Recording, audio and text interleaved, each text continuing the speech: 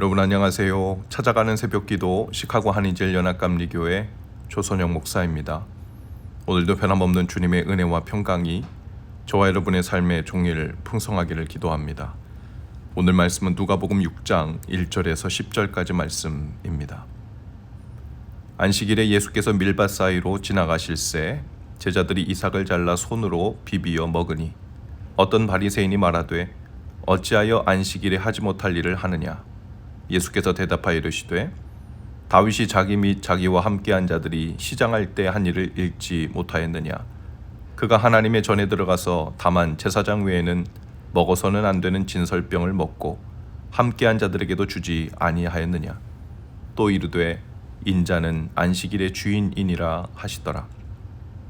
또 다른 안식일에 예수께서 회당에 들어가서 가르치실새 거기 손 마른 사람이 있는지라. 서기관과 바리새인들이 예수를 고발할 증거를 찾으려 하여 안식일에 병을 고치시는가 엿보니 예수께서 그들의 생각을 아시고 손 마른 사람에게 이르시되 일어나 한가운데 서라 하시니 그가 일어나 서거늘. 예수께서 그들에게 이르시되 내가 너희에게 묻노니 안식일에 선을 행하는 것과 악을 행하는 것, 생명을 구하는 것과 죽이는 것 어느 것이 옳으냐 하시며 무리를 둘러보시고 그 사람에게 이르시되 내 손을 내밀라 하시니 그가 그리하매 그 손이 회복된지라. 아멘. 저는 어렸을 때 시골에서 자랐기 때문에 친구들과 과일 서리를 많이 하고 다녔습니다. 다른 사람의 과수원에 들어가 자두도 따먹고 참외도 따먹고 때로는 남의 밭에 들어가 고구마나 땅콩을 캐먹기도 했습니다. 대부분 너그럽게 이해해주는 분위기였는데요. 하지만 어느 때부터인 건가는 서리를 하다가 잡히면 밭 전체에 대한 농사값을 물어주어야 하는 시대가 되어 버렸죠. 오늘 본문에는 안식에 대한, 특별히 안식일에 대한 예수님의 논쟁 두 가지가 나오는데 바리새인들이 두 가지 일을 두고 안식일 논쟁에 예수님을 끌어들인 것입니다. 한 번은 제자들의 행동 때문이었고 또 한 번은 예수님의 행동 때문이었습니다. 먼저 제자들이 안식일에 밀밭 사이를 지나가다가 밀 이삭을 손으로 비벼 먹는 것을 보고 바리새인들이 안식일에 하지 못한 일을 한다고 따져 묻지요. 그들은 제자들이 왜 남의 밀밭에서 허락도 없이 밀을 먹느냐고 말하지는 않았습니다. 안식일에 왜 하지 말라는 일, 즉 추수에 해당하는 노동일을 하느냐고 따져 물었던 것이죠. 이유가 있습니다. 신명기 23장 25절에 보면 하나님께서는 남의 밀밭을 지날 때 그곳에 밀 이삭에 낫을 대지는 말아야 하지만 손으로 비벼 먹는 정도는 율법적으로 허락하셨기 때문입니다. 가난한 사람들이 배고파서 허기를 때우기 위해 허락하신 일이죠.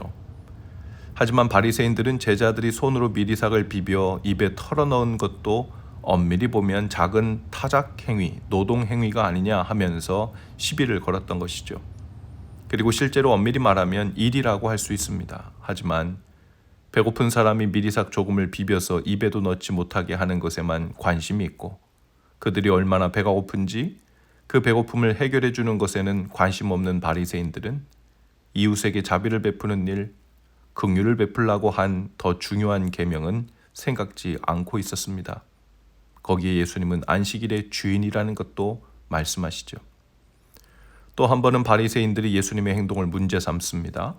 안식일에 오른손 마른 사람의 병을 고쳐서 온전케 하셨기 때문이죠. 이번에도 바리새인들의 관심은 예수님이 안식일에 병을 고치는 일을 하는가 안 하는가, 안식일을 율법적으로 범하는가 아닌가에만 있었습니다.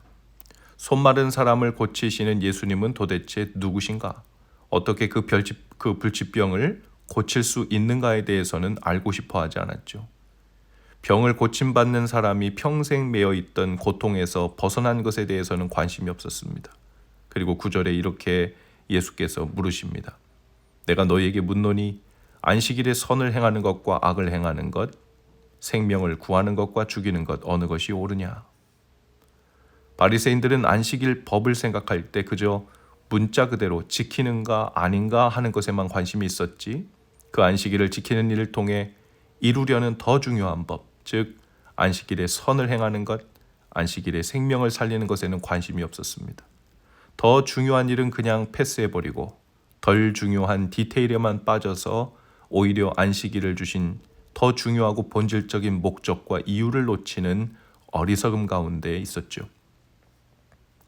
성경을 해석하는 방법, 하나님의 뜻을 분별하는 방법은 또 기준은 여러 가지가 있겠지만 크게 두 가지를 들 수 있습니다. 하나는 교리적, 원칙적 접근이고 이 일은 바리새인들의 시각이라고 볼 수 있는데요. 어떤 사안을 두고 그 일이 원칙적으로 교리적으로 죄인가 아닌가 하는 것을 기준으로 삼는 겁니다. 바리새인들이 바로 이 일을 앞세운 것인데요. 이 원칙적 교리적 입장에서는 질문이 항상 이런 식입니다. 죄인가 아닌가.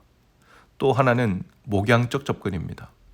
예수님께서 양을 살리려고 이 땅에 오신 것처럼 어떤 일을 볼 때 어떻게 하면 생명을 살릴까 하는 것을 두고 우선하여 분별하는 기준으로 삼는 겁니다.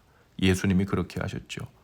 원칙적으로 율법의 잣대를 들이대면 다 죄가 맞지만 죄라고 하여 율법대로 간음해서 현장에서 잡힌 여인을 돌로 치게 하지 못하게 하신 것도 원칙적으로는 죄지만 목양적으로는 생명을 살리는 일이 더 중요했기 때문입니다.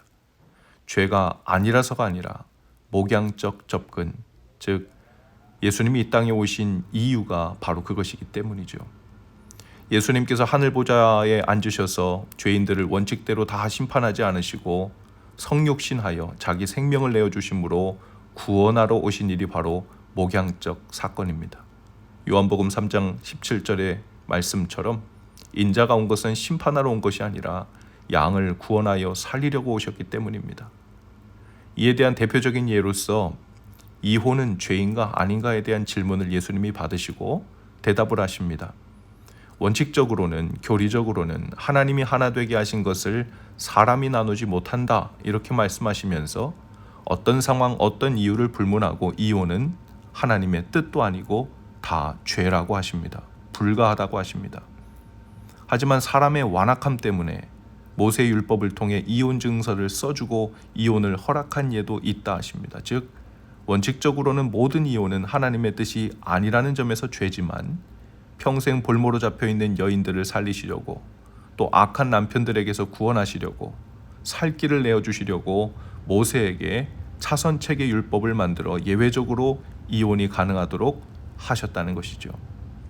그러므로 어떤 일에 대해 원칙적으로 죄인가 아닌가만을 묻는 것은 바리새적인 시각이고 질문입니다. 예수님과 같이 어떻게 하면 생명을 살릴 것인가, 무엇이 선을 행하는 것인가 하는 것을 먼저 묻는 것이 양을 살리러 이 땅에 오신 예수님의 제자들로서 우리도 마땅히 나아갈 길인 거죠. 물론 생명을 살린다는 명분으로 제자들이 남의 밭에 들어가서 낫을 대고 추술하여 도둑질을 하게 한다거나 그러지는 않으셨을 겁니다. 오늘도 우리는 예수님을 따라 사는 길을 시작합니다. 어떤 일에 있어서 하나님의 뜻이 어디 있는가를 분별하며 살아야 합니다. 오늘 우리의 질문은 바리새인들처럼 원칙적 문자적인 것에 매여 있진 않은지 돌아볼 수 있기를 바랍니다. 아니면 생명을 살리는 목양적 질문을 먼저 하는가를 살필 줄도 알아야 합니다. 그리고 성령 안에서 우리의 삶이 예수님을 닮아가는 거룩함으로 그 나아가는 범위 내에서 생명 살리는 일을 우선하여 두고 그 안에서 하나님의 뜻과 법을 분별하여 순종하는 지혜가 있어야 하죠. 오늘도 안식일의 주인이실 뿐 아니라 우리 자신은 물론 온 세상의 주인이신 주님을 따라 눈길과 발길을 옮기시는 저와 여러분 다 되실 수 있기를 주님의 이름으로 축복합니다. 기도하시겠습니다. 주님, 저희로 주님을 따르되 원칙적 교리적 길이 아닌 예수님처럼 생명을 살리는 길로 우선하는 지혜를 주옵소서. 예수님을 보내신 하나님의 뜻과 또 우리를 부르신 주님의 뜻을 분별하여 순종하여 사는 날 되게 하옵소서. 예수님 이름으로 기도합니다. 아멘. 여러분 오늘도 말씀 동행으로 화이팅입니다. 저는 내일 아침에 다시 찾아오겠습니다.